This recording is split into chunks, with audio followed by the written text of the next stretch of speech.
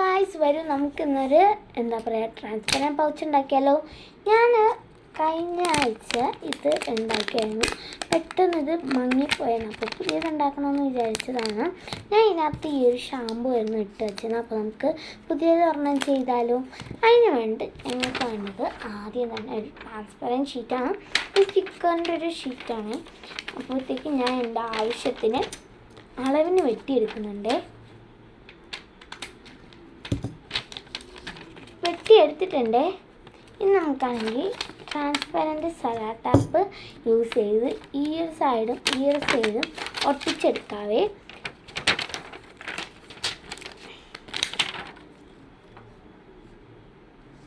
അയ്യോ, എഡ്ജ് കാണാനില്ലാന്നേ.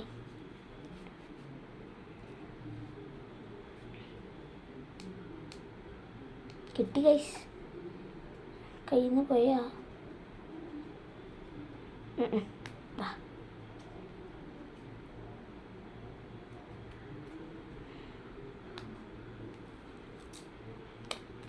ഈ ഒരു സൈഡ് നമുക്കാണെങ്കിൽ അങ്ങനെ വേണം ഒട്ടിച്ചു കൊടുക്കാനേ.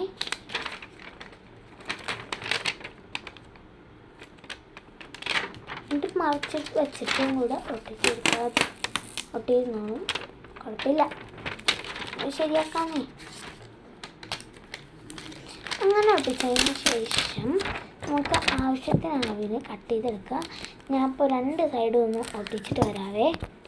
അങ്ങനെ ഞാൻ 2 സൈഡും ഒട്ടിച്ചെടുത്തിട്ടുണ്ട്.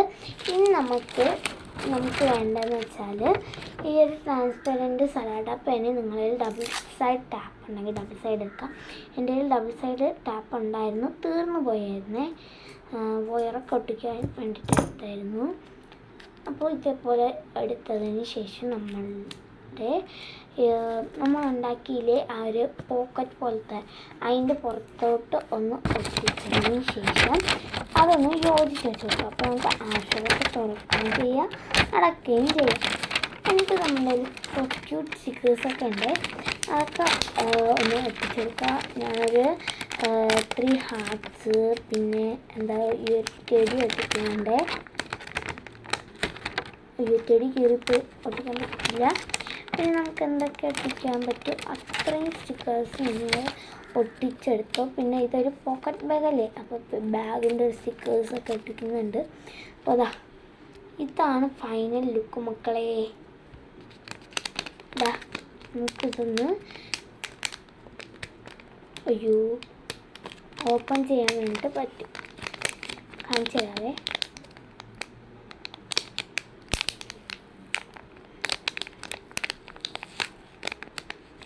ഓപ്പൺ ചെയ്യാനും പറ്റും, അതൊന്ന് കാണാനും പറ്റും, ക്ലോസ് ചെയ്യാനും പറ്റും. അപ്പോൾ ഇന്നത്തെ വീഡിയോ ഇത്രയേ ഉള്ളൂ. ടാറ്റാ.